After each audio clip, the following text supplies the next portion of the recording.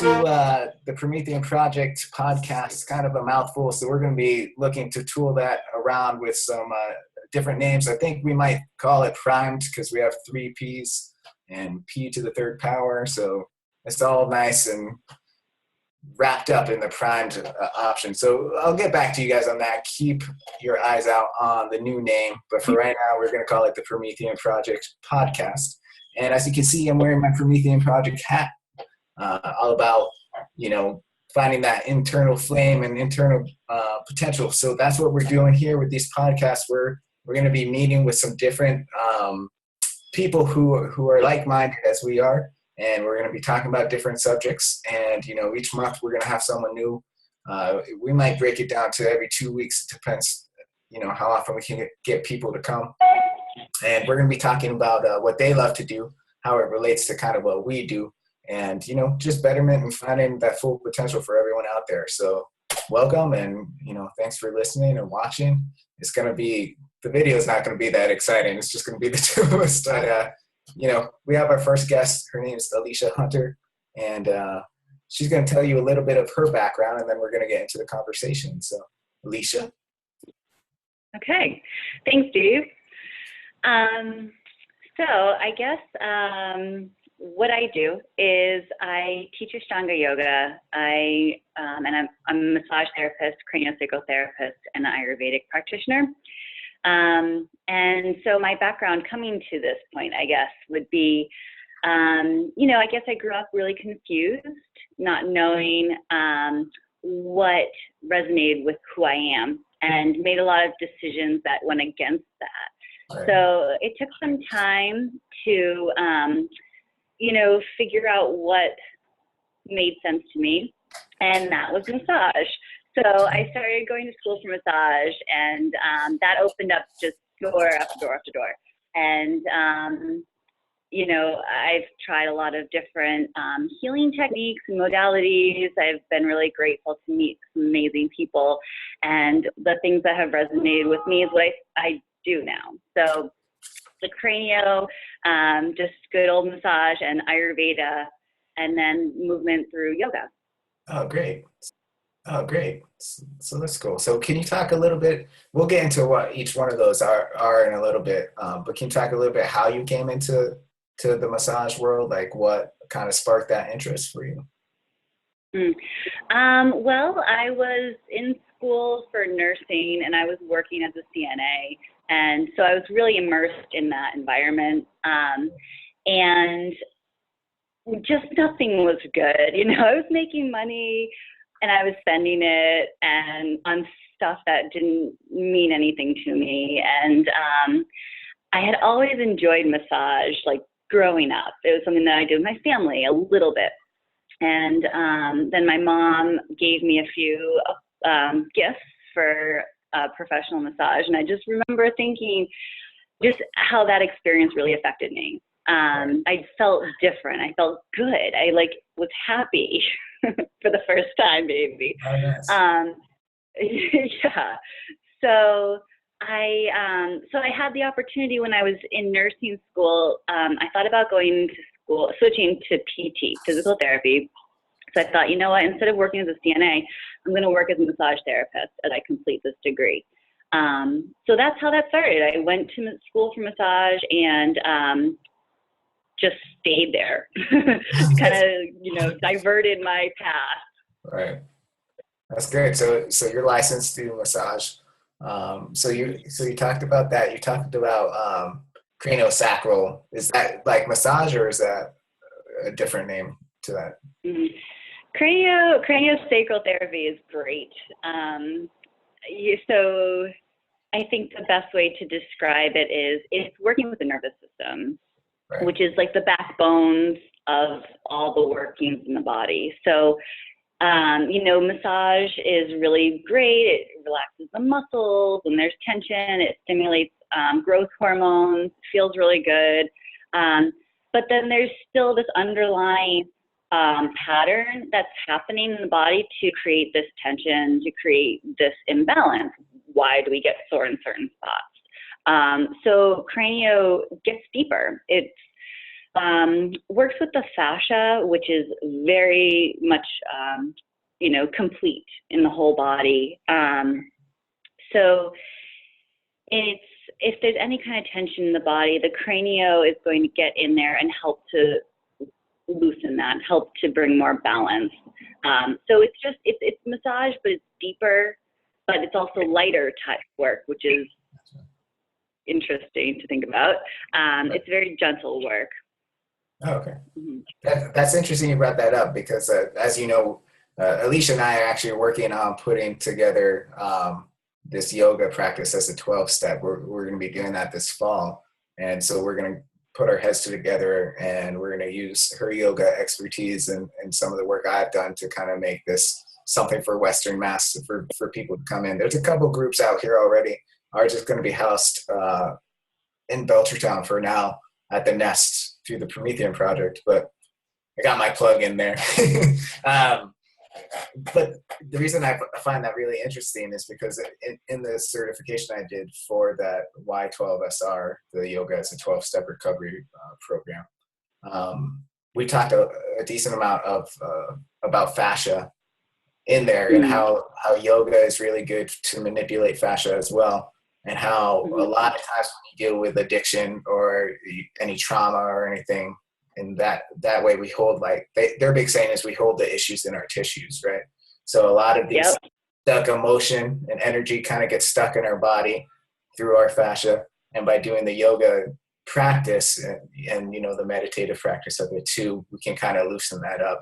And the coolest thing I think is I've seen a couple like demonstrations on trying to explain what fascia is. I saw this guy like using chicken and like the chicken skin to kind of show the connectivity of fascia and like what it looks like. But I also saw this less gross demonstration using an orange, right? And rolling the orange and like kind of manipulating the pulp, which is supposed to be like the fascia that holds everything together into pockets and things like that. So I like that's part of it, because I think that's a big thing I'm starting to look into is the fascia, and not just yoga, but how it relates to martial arts and how it relates to calisthenics movements and movement in general. So that's cool. Mm-hmm. That's really interesting.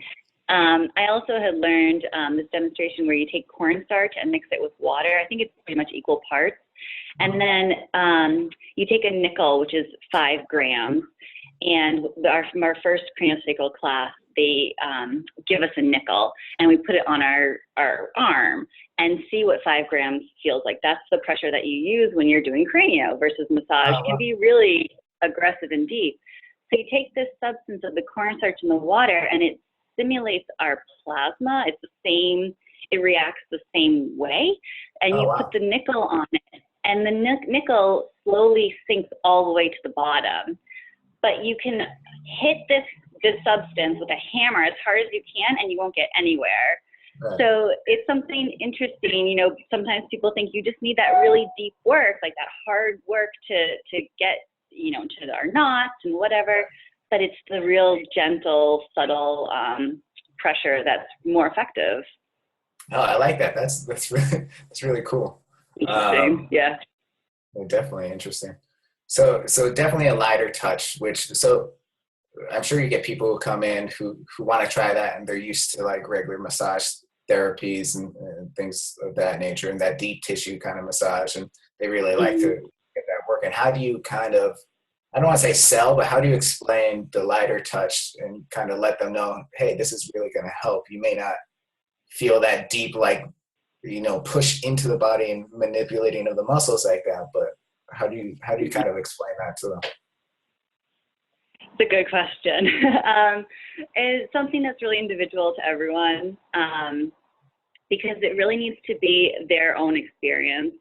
So sometimes I'll give them like a free half an hour session, or just talking to them and, seeing what's going on in their lives, seeing how their emotions are tied into their physical issues.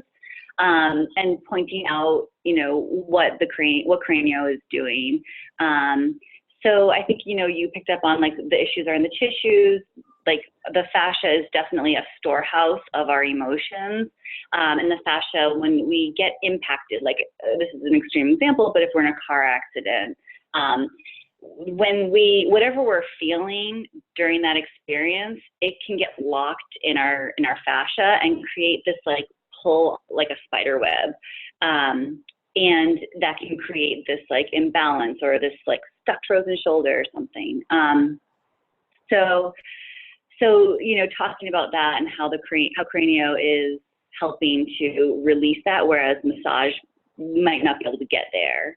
But I think it's also, people just need to feel it and experience it. And a lot of people that have a session with cranio, they know that it's different and that it's affecting them differently.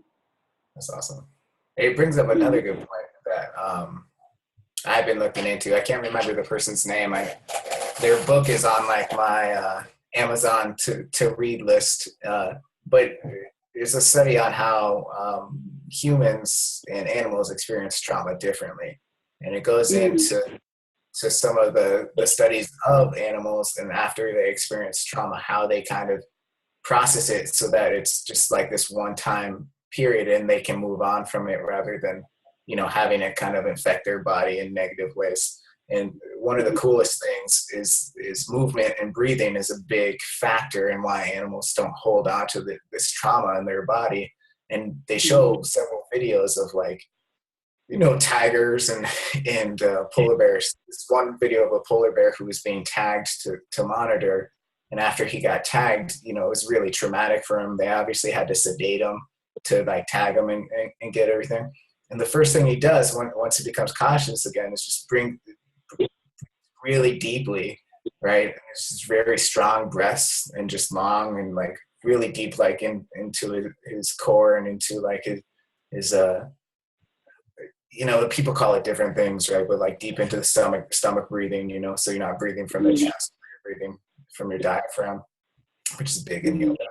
And he lets that go, and then he just shakes. Like it's like this, like it's not a shake that a dog does when it's wet, right? It's like this whole body shake, and it doesn't even look like he's moving, but you see his skin just like ripple, and it's really interesting. I should say I don't know if it's a female or a male bear, but I'm just gonna say he. And so you just see him shake like that, and it's amazing. And then he just saunters off, and he's just like, obviously there's no longitudinal studies where we sit down with a bear and ask them, hey, how did you feel about that? But, they just through observing them, they don't tend to cling to these like emotions that affect them in that moment. They just kind of process it and they move on. So I think it's a really cool concept that we're one of the only species of animals out there that gets stuck in this kind of situation. Obviously, there's domesticated animals that I feel like do kind of hold on to that emotion. Like if you see a beaten dog, they're kind of timid. And I think part of that is because we teach them how to hold on to those emotions, which is a whole nother topic. But I think it's really cool doing that kind of work and kind of releasing that. So getting rid of the issues like we were talking about. So. And it's great that you bring that up too, because it's true. Animals just have this natural awareness of these emotions. It's not that we process them differently. I think this just gets in the way. It's like what I said, like the car accident and how emotions get stuck.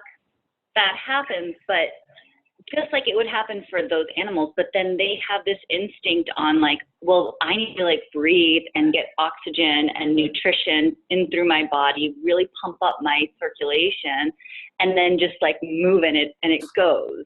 Right. So we are the same. It's just, we don't have that. We've kind of come away from that instinctive awareness on how to process these. Right. So we've stepped away from a natural kind of process. Yeah. I also was listening to something recently on Dharma Seed on someone was talking about emotions and forgiveness, and they were like conversing with the Dalai Lama, and they said, have you ever do you feel emotions? Do you feel anger and sadness and pain? And he said, of course. She was like laughing. He was like, of course I do. But I don't hold on to them. And so the talk was about how porous can we be, you know, like how can we just notice these things come in and not hold on to them so that they affect us so negatively. Right. So, but they serve a purpose too, right? Emotions, like, they fuel us too. They fuel us, and they, you know, sometimes that's how we define who we are in society or in like a family structure, is that, oh, I play this role, and if I change this, I don't know who I am. That's also something that, you know, kind of fuels us in a negative way sometimes, but sometimes not positive. But you know, that's interesting. I really I got to see the Dalai Lama speak when I was in high school. Oh, My brother took me to New York, and it was an experience. It was eye-opening, and you know, I still hold. You know, he swore, and I was like, "Well, this is a holy man. He's swearing." But it's that, you know, like right, he doesn't have that connection to that word. And the coolest thing that I heard in that, right, there's many cool things, but the coolest thing that he had said was, you know, when you're interacting with people, you don't know what that person's going through. So like, you could be in a heated discussion, hold like a lot of negative energy, but you have no idea what they're coming from.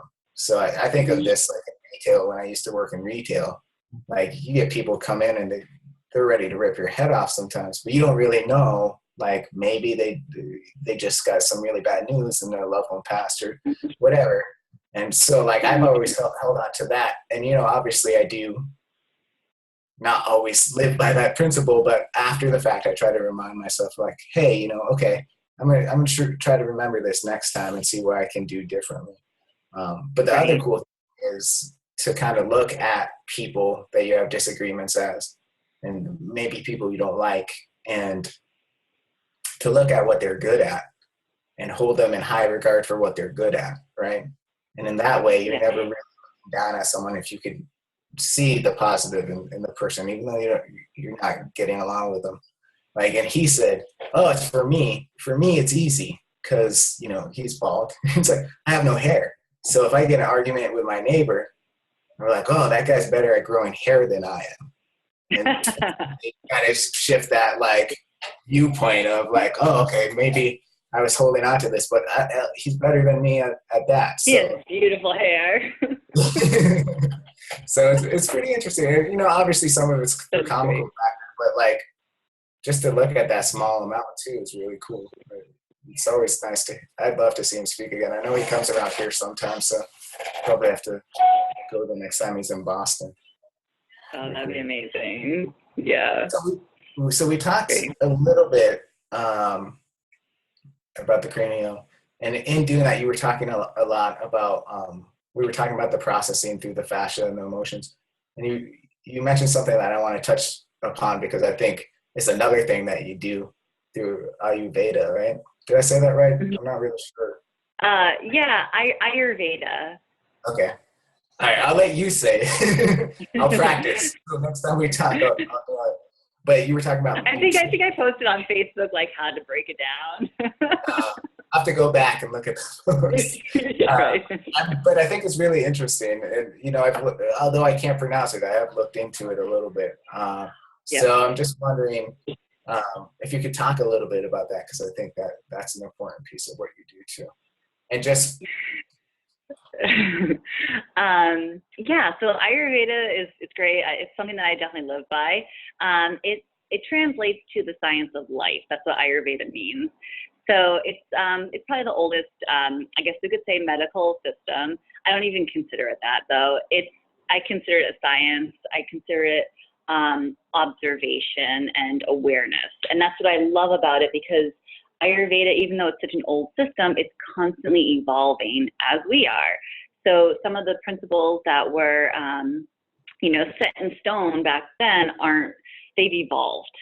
They're not so set in stone now. It's really keeping up with how people view their life. So it works with the elements, earth, water, fire, air, and wind, and how they're comprised into our beings, into our experience around us, into the seasons, the foods that we eat. So it's all about keeping those elements balanced. So first we look at Oh, is a really common term. So the doshas are Vata, Pitta, Kapha. Vata is air and space, Pitta is fire and water, and Kapha is water and earth. So then we, I just got a message saying that this meeting's going to end in 10 minutes. Just so you know. All right, that's fine. We'll fill that time, and then we'll go from there. We'll be fine. Okay. So get back to what you were talking about. There's not much more that I wanted to check in, but if you have anything you want to talk about after this, we can talk about it. Okay. So keep going with the what I'm saying with dosha. Yeah. Yeah. Okay, I'm getting all these messages. Sorry.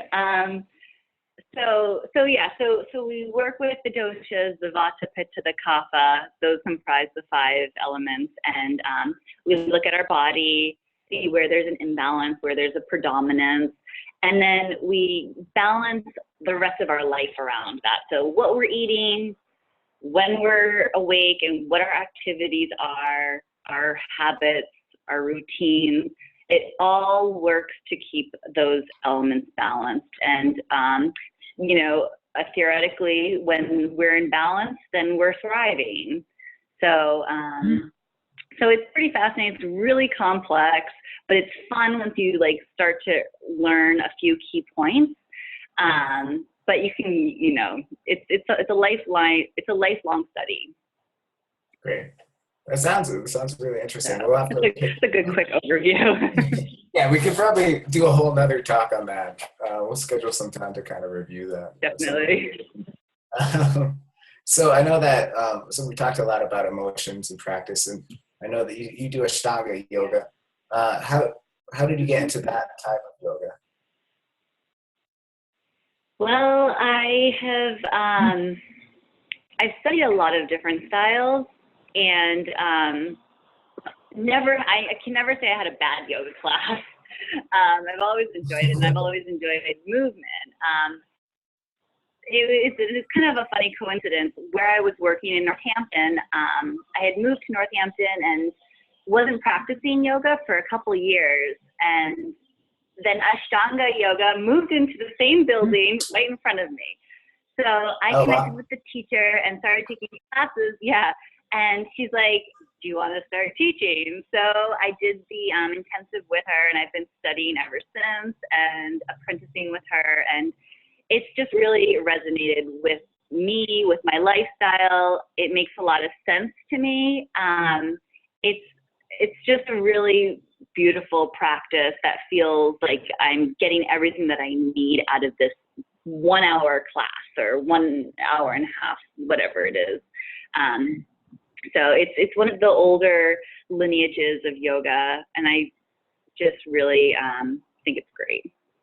That's awesome. And we've been talking another collaboration we're going to do. So Alicia's actually going to come and help the Promethean project out. We're going to do a fundraiser doing all different types of yoga down the road. It's around Halloween, so it's going to be like a yoga spooktacular, I think I called it. So I'm really looking forward to kind of bringing different types of yoga together in the same place so people can experience more than one type and get to talk and meet with you guys too. That's really cool. So you do all this wonderful stuff, some very cool, healthy practices, and very very down to earth kind of philosophy about stuff. That's really cool too. What do you do on because I know on your website it says you're a mom and a bunny owner. So what else do you do besides this kind of stuff? Like, what are your interests and what do you like? That's tough. Everything. I guess I spend a lot of time keeping as much as I can. I'm living in Holyoke right now, so I feel a little bit removed, but I try to get into the woods, when I can, or to the beach. I'm learning how to play the guitar really slowly. So, I'm just really happy to be able to experience this life that I have, and try to make the best of every moment, you know, like flipping things, like you said earlier, like trying to always see the positive. I hope to travel, you know, and like learn about different cultures someday soon. But yeah, it's basically work and family right now, and that's good. Yeah, there's nothing wrong with that. And you like the work you do, so that's always a positive. Exactly. Yeah, it's play. So why don't we do a plug for you? What's your website? And I'll include it down here, I'm hoping. And I hope I don't post it up here. But either way, around the video. What's your website? What's your address for your practice? What's the name of your practice? And how can people get in touch with you? So my practice name is Hunter Green Healing.